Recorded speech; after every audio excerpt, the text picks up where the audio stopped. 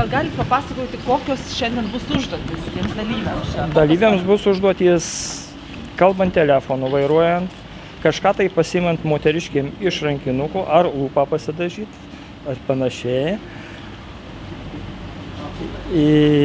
Atsigėrimas vairuojant.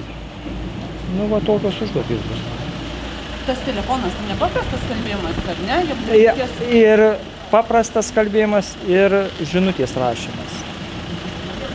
Ir tuo pačiu metu reikės vairuoti? Ir tuo pačiu metu reikės vairuoti ir kalbėti. Arba žinutę rašyti, arba atsigerti, arba atsidaryti buteliuką.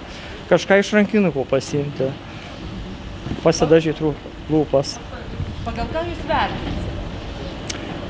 Pagal gairelių palietimą ar nuvertimą bus užduotys ant posūkiuose. Kaip jiem pavyks taip pravažiuoti? Taip. Ar greitis kažkoks dar bus ten? Greitis aikštelėje nėra greitas, bet bus atliekamos užduotys ir jos ar sugebės dalyvis, kalbant, padaryti užduotį, neužkliudant nieko. Iš praktikos nelaimės, kas dažniausiai sukelia?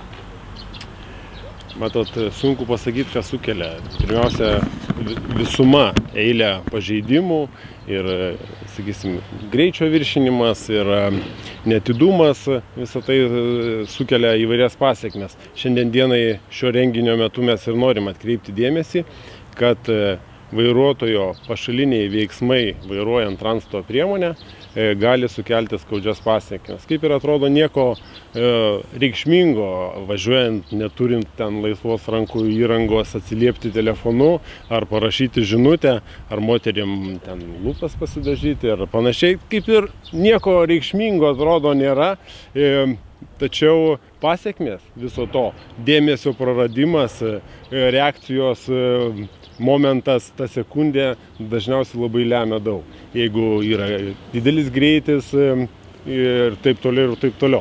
Visi tie veiksniai, bet kokiu atveju įtakoja, gali įtakoti skaudžias pasekmes, ką mes šiandien dieną ir turim. Išaugęs avaringumas, žuvusių skaičius, sužeistų skaičius ir šios dienos, šios akcijos metu norim parodyti ir atkreipti dėmesį vairuotojų, kad susimastytų ir nesielgtų neapdairiai ir įvertintų save ir savo veiksmus. Tai jūsų koks patarimas būtų? Atsisėdi prie vairo ir vis tik į kelią ar kaip? Sakysim, kaip dėmesys pagrindinis turėtų būti sutelktas į vairavimą, į eismo sąlygas, į aplinką susijusią su vairavimu. Nes bet kuri sekundė prarasta akimirkos gali įtakoti visko. Įvairios pasekmės, sakysim taip. Atsimenat kokį nors gal neseną įvykį, kad būtų net ir žuvę gal dėl kažkokių tokių priežasčių? Žinoma, žuvę tai pagrindė dėl leistino greičio viršinimo, o ką jis veikia tuo metu prieš įvykį, ar telefonu kalbėjo, ar dar kažką veikė, tai niekas dažniausiai ir nebegali pasakyti. Tai iš tos krūvos ar likusio metalo laužo. Tai sunku ir įvardinti. Tai čia buvo visi prieš kažkiek laiko, kai bitę tai bandė išvyti iš salono ir užsimušė, ar ne?